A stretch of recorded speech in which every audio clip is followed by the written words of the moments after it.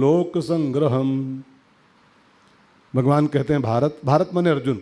अर्जुन के कई नामों का उल्लेख इसमें हुआ है गीता में। वार्ष्णेय और पार्थ और भारत, ये सब उसी के नाम, ये सब भरतवंशी हैं। शकुंतला का बेटा ना भरत, उसके सब वंश में आते हैं, तो भारत नाम अर्जुन का। धृतराष्ट्र को भी कई बार भारत बोला गया है गीता में ही। और किताब का भी नाम महाभारत इसीलिए है, महाभारत, महाभारत। ये सब भरतवंशियों की कथा इसमें लिखी हुई। तो भगवान कहते हैं भारत, कर्मणि सक्ता अविद्वांस यथा कुर्वन्ति। हे भारत, कर्म में आसक्त हुए अज्ञानी जन जिस प्रकार कर्म करते हैं, असक्तः विद्वान, आसक्ति रहित तत्वज्ञ महापुरुष भी लोक संग्रहम चिकीर्षु तथा कुर्यात्, लोक संग्रह करना चाहता हुआ उसी प्रकार कर्म करे। प्यारा दृष्टांत भगवान का है, इसको जरा समझ के सुनना है।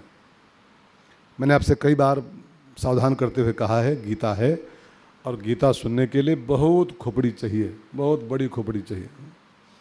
राम कथा सुनना, भागवत सुनना बहुत इजी है, क्योंकि वो हम लोग रोज़ सुनते रहते हैं कहीं ना कहीं, टीवियों पर, चैनलों पर, गली मोहल्लों में, पार्कों में, सब चलन नहीं है रोज़।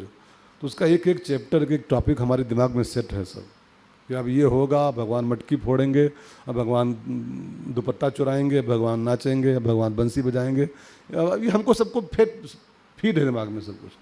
तो जो चीज़ फीड होती है उसको सुनने में मन लगता है। लेकिन गीता जैसा ये तात्विक ग्रंथ, पहली बात तो इस पर बहुत कम प्रवचन होते हैं, बहुत कम मात्रा में। और अगर कम मात्रा में कोई चीज़ समाज में होती है तो उस पर लोग कम ध्यान देते हैं। एक आधा साल में कहीं हो गया तो हो गया ना। गीता पर बोलने वालों के लिए, बोलने वालों की खोपड़ी, जो गीता पर बोलने वाले हैं ना, उनकी खोपड़ी कम से कम 50-60 बराबर होती। 50-60 खोपड़ियाँ एक में मिलानी पड़ती हैं, तब गीता पर बोल मिलता है। अब कम से कम 10 खोपड़ी चाहिए सुनने वालों के पास, तब गीता सुन मिलती है। 50 खोपड़ी कहने वालों के पास होनी चाहिए और 10 खोपड़ी सुनने वाले के पास, कम से कम 10 खोपड़ियों का मिक्सचर, तब गीता समझ में आती है। बहुत घुमा फिरा के बातें कही गई हैं, बहुत सूत्र छिपे हैं सब, और सूत्रों को विस्तार करना पड़ता है समझने के लिए। तो भगवान कहते हैं कि भारत, कर्म में आसक्त हुए अज्ञानी जन जिस प्रकार कर्म करते हैं, आसक्ति रहित तत्वज्ञ महापुरुषों को भी लोक संग्रह की भावना से उसी प्रकार कर्म करना चाहिए। इसका अर्थ हो गया। अब थोड़ा सा ध्यान दो। कर्मणि सक्ताः, यहाँ भगवान अज्ञानी पुरुषों की परिभाषा दे रहे हैं। अज्ञानी कौन? अब आपसे कोई पूछे अज्ञानी कौन, तो बताओगे कि जो पढ़ा लिखा ना अज्ञानी है, वो पढ़ा लिखा नहीं। भगवान कहते हैं कर्मणि सक्ताः, ये अज्ञानी पुरुषों की परिभाषा है। जो कर्म में आसक्त है, आसक्त होकर जो कर्म करता है, वो अज्ञानी है। तो जैसे कर्म में आसक्त अज्ञानी पुरुष अपनी सांसारिक इच्छाओं की पूर्ति के लिए बिना आलस्य के उत्साहित होकर कर्म करते हैं, क्योंकि उनकी ऐसी मान्यता रहती है कि कर्म नहीं करेंगे तो फिर फल में कमी आ जाएगी, कर्म में कमी आएगी तो फल में कमी आ जाएगी, है ना। इसको ज़रा समझिएगा। हम लोगों 9 बजता है तो अगर चाय न बनी हो तो घर में लड़ जाते हैं, जल्दी चाय बनाओ, दुकान का समय हो गया है, दुकान का समय हो गया है, जल्दी चाय बनाओ तो न जाएं, जाके वहीं पी लेंगे चौराहे पर कहीं पर। अब देखिए, हम लोग सांसारिक इच्छाओं की पूर्ति के लिए बिना आलस्य के उत्साहित होकर कर्म कर रहे हैं, बिना आलस्य के। 9 बज गया तो बस निकल लेना है घर से, उसमें आलस नहीं करना है। और कथा सुनने जाना हो, कोई परमार्थिक काम करना, और रुको भाई, तो 5 बजे बैठेंगे तो थोड़ा वंदना वंदना करेंगे, तब तक पहुँच जाएंगे, कौन जल्दी पड़ेगी। ड्यूटी जानी हो, क्योंकि उसमें हमको उम्मीद है कुछ, उसमें हम आसक्त हैं उस कर्म में, उसमें हमारी सांसारिक इच्छाओं की पूर्ति होती है, तो उनको हम बिना आलस्य के करते हैं, उत्साह के साथ करते हैं, क्योंकि मान्यता है कि कर्म में कमी आई तो फल में कमी आ जाएगी। भगवान उनके इस प्रकार कर्म करने की रीति को आदर्श मान करके और आसक्ति रहित विद्वान पुरुषों के लिए भी कहते हैं इसी प्रकार कर्म करो, इसी प्रकार। लेकिन वो करते हैं संसारिक इच्छाओं की पूर्ति के लिए, और तुम ठीक उन्हीं की तरीके से लोक संग्रह की भावना से उत्साहित होकर, आलस्य रहित होकर संसारिक कर्म करो। तात्पर्य यह है, जैसे अज्ञानी पुरुष अपने स्वार्थों के लिए सावधानी और तत्परतापूर्वक कर्म करते हैं, उसी प्रकार ज्ञानी पुरुष लोक संग्रह माने दूसरों के हित के लिए सावधानी पूर्वक तत्परता पूर्वक कर्म करें। एक चौपाई रामायण की मुझे याद आ रही। अब गीता में रामायण का प्रवेश हालांकि करना ही पड़ता है, बिना रामायण के तो कोई बात सिद्ध नहीं होती, बिना मानस के कोई बात सिद्ध ही नहीं होती, मानस को टच के बिना। मैंने बड़े बड़े सुना है, बड़े बड़ों विद्वानों को, करपात्री जी महाराज जैसे विद्वान भी जो खाली वेदांत पर बोलते थे, निखालिस वेदांत पर, वो भी अपनी बात को मानस की चौपाई से सिद्ध करते थे। अभयानंद जी महाराज गीता पर बोलते हैं, उपनिषद बोलते हैं, लेकिन कोई बात आती ही तो मानस की चौपाई से उसको पूर्ति करते हैं उसकी। जिनको गीता के श्लोक हजारों की संख्या में जबानी याद है, लेकिन बात पक्की होती है तभी जब तुलसीदास की मोहर लग जाती है तब। जैसे चाहे 56 प्रकार के भोग लगे हों, भगवान के आगे रखे हों, वो रबड़ी, मलाई, हलवा, पूरी और कचौरी सब कुछ हो, लेकिन जब तुलसी न पड़े तो भोग भगवान वो भोग बनता ही नहीं है। वो ऐसे ही चाहे कोई वेदांत बोले, चाहे गीता बोले, चाहे उपनिषद बोले, लेकिन जब तक तुलसी की चौपाई नहीं डालेगा वो बात वो पचती ही नहीं है, पूरी ही नहीं होती बिना तुलसी को टच किए, बिना मानस की चौपाई गाए। किष्किंधा कांड में एक चौपाई है, सेवहि लखन सिय रघुबीरहि जिमि अविवेकी पुरुष शरीरहि। बहुत प्यारी चौपाई, किष्किंधा कांड की चौपाई बड़े वेदांत से भरी हुई है। बिल्कुल गीता का यही श्लोक वहां बैठ रहा है, यही श्लोक ठीक ठीक। जय लक्ष्मण जी राम लखन जानकी की सेवा, मैंने लखन सीता, सेवा है लखन सी रघुवीर है, मैंने सीता और रघुवीर की सेवा इस तरीके से करते हैं जिमि अविवेकी पुरुष शरीर है, जैसे अज्ञानी अविवेकी पुरुष सजग होकर के, सावधान होकर के अपने देह की सेवा करते रहते हैं। एक एक पल का ख्याल रखते हैं, कब चाय पीनी है, कब खाना खाना है, कै बजे दवाई खानी है, कब काढ़ा पीना है, ना बनेगा अरे काढ़ा बनाओ नहीं कोरोना पकड़ लेगा, हाँ काढ़ा बनाओ फटाफट।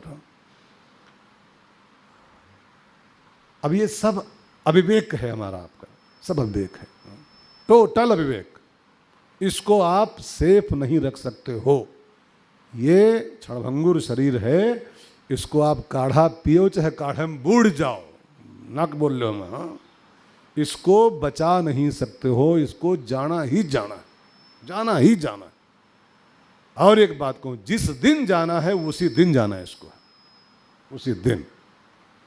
इसको एक सेकंड कोई यहां का वहां नहीं कर सकता, एक सेकंड बिल्कुल फिक्स टाइम है उसका जाने का। उसके पहले कोरोना भी लेने नहीं पाएगा। अब कोरोना है, चल रहा है, मैं असावधानी की बात नहीं कर रहा हूं कि आप उससे गाफिल हो जाओ, लेकिन मौत न हो, समय न पूरा हो तो कोरोना भी इसको ले नहीं जा पाएगा। और आ गई हो तो कुछ जुखामों न होए, बैठे बैठे मर जाओगे पटते, ऐसे बैठे बैठे निकल जाओगे, कुछ ना होए, एक छींको ना आवे, ऐसे बस बैठे बैठे लुढ़की हो और जय सिया राम। कई लोग लुढ़क रहे हैं ऐसे, बस खड़े खड़े निकल जा रहे हैं, खड़े खड़े, उनको जुकाम भी नहीं होता है, हार्ट भी ठीक, शुगर भी ठीक, बीपी भी ठीक, ऐसे लड़के हो मरे पत्ते 2 सेकंड में। मैं आपको सावधान न रहो नहीं कह रहा हूं, लेकिन जैसे सावधान शरीर को लेके हम रहते हैं, वैसे सावधान परमार्थ को लेके भी रहें, वैसे सावधान राम जी को भी लेके भी रहें। लक्ष्मण जी का उदाहरण दिया गया कि सेवा ही लखन सी रघुवीर। लक्ष्मण जी सीता और राम की ठीक उसी तरह सेवा करते हैं, सजग होके, सावधान होके, जिम अविवेकी पुरुष शरीर हैं, जैसे अज्ञानी पुरुष इस देह की देखभाल करते हैं। तो एक एक टाइम याद रखते हैं, कब वो गिलोय पीनी है, कै बजे काढ़ा पीना है, कै बजे लाल गोली खानी है, कै बजे पीली गोली खानी है।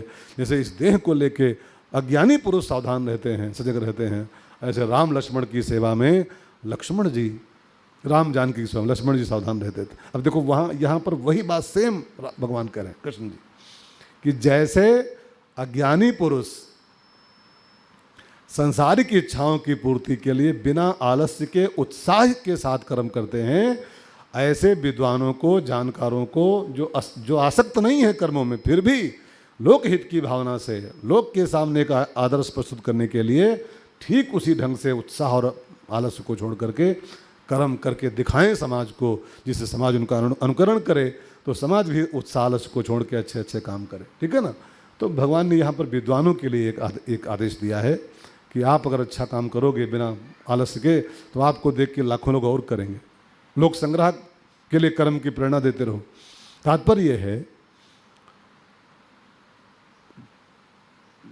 अज्ञानी पुरुष जैसे अज्ञानी पुरुष अपने स्वार्थों के लिए सावधानी और तत्परता पूर्वक कर्म करते हैं, ज्ञानी पुरुषों को लोक संग्रह माने दूसरों के हित के लिए ठीक उसी प्रकार कर्म करना चाहिए। महापुरुषों को लोक को राह दिखाने में बहुत आनंद आता है। जो महापुरुष होते हैं वास्तव में उनकी हर एक्टिविटी, रामानुज भगवान रामानुजाचार्य 108 साल के हो गए थे, 108 ईयर्स ओल्ड, 108 साल के। अब 108 साल का बूढ़ा अभी हुए हैं वो 100-150 साल पहले, बहुत पुरानी बात नहीं है। अभी रामानुज भगवान रामानुजाचार्य जी 108 साल के ओल्ड थे वो, लेकिन रोज सवेरे नहाते थे 4 बजे और नहा के भगवान सूर्य को जल देते थे, फिर बैठ के माला करते थे। तो किसी ने कहा, महाराज इस अवस्था में जल देते हो, 5-4 बजे नहा लेते हो और माला करते बैठ करके क्यों कर रहे हो? अब आराम से सो के उठो, ये अवस्था है, इतने पक गए हो, अब ये क्या कर्म कांड में फंसे पड़े हो, जल देते हो, माला करते हो। तो उन्होंने कहा, बेटा ये सब हम तुम लोगों के लिए कर रहे हैं, तुम सब के लिए। हमको अब ये नहीं करना बाकी रह गया।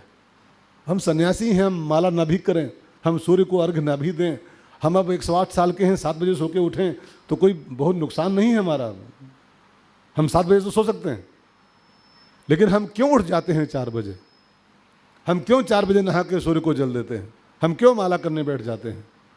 क्योंकि हम अगर 7 बजे सो के उठेंगे तो तुम लोग फिर उठोगे 7:45 बजे सो करके। यार जब गुरुवै जी सो रहे हैं तो हमका क्या होएगा? हाँ? जब गुरुवै जी माला नहीं करते तो हम क्यों करें माला फिर? तो महापुरुषों को लोक को राह दिखाने में बहुत आनंद आता है। जैसे आप तनिक कल्पना करो 1 मिनट के लिए, आप अपने ऊपर लो इस बात को। आप कहीं जा रहे हो और कोई अंधा आदमी रोड पार करना चाहता हो और बेचारा वो ट्रैफिक में फंसा हो और पार न कर पा रहा हो, रोड हो, धक्के खा रहा हो पहले। आप वहीं पर देखो उसको, तो आप उस बाँह पकड़ लो, आओ मैं आपको निकाल देता हूँ बाहर, उधर पहुँचा दूँ। आप उसकी बाँह पकड़ के उसको रोड क्रॉस करा दो, रास्ता दिखा दो उसको, फिर अपनी छाती पर हाथ धर के देखो, कितना मज़ा आपको समय आएगा, कितना आनंद आएगा, अंदर से खुशी होगी, अब मैंने एक अंधे को राह दिखा दिया। तो जैसे किसी अंधे को राह दिखाने में आपको आनंद आता है, ऐसे महापुरुषों को इस बात में आनंद आता है कि ये जो पूरा संसार के जो लोग बेराह जा रहे हैं, सब भटका जीवन जी रहे हैं। वो कबीर का दोहा है ना, मैं कहका समझाऊं सब जग अंधा, सब जग अंधा। वो रावण से अंगद कहता है 20 लोचन अंध, तेरे 20 आंखें हैं लेकिन तू 20 आंख होने के बाद भी अंधा है। तू भाई 10 खोपड़ी थी तो 20 आंखें थी उसकी, 1 खोपड़ी 2 आंखें। लेकिन अंगद क्या बोला? 20 लोचन अंध, 20 आंख होने के बाद भी तू सूरदास है, तुझे कुछ दिखाई नहीं पड़ रहा है। सब जग अंधा, लगभग। तो जैसे आपको किसी अंधे को राह दिखाने में आनंद आता है, ऐसे महापुरुषों को ये भटके हुए समाज को राह दिखाने में बहुत आनंद आता है। तो भगवान यह कहना चाहते हैं कि आसक्ति, ममता, अहंता, कामना का सर्वथा अभाव होने के बाद भी ज्ञानी महापुरुषों को केवल लोक संग्रह की भावना से, केवल लोक को राह दिखाने की भावना से शास्त्र विहित कर्मों का सांगोपांग अनुष्ठान करना चाहिए। उसमें जरा भी आलस्य कोताही नहीं करनी चाहिए, क्योंकि महापुरुष कोताही करेंगे, आलस्य करेंगे तो उनको देख के लाखों लोग फिर कोताही कर जाएंगे, फिर समाज बहुत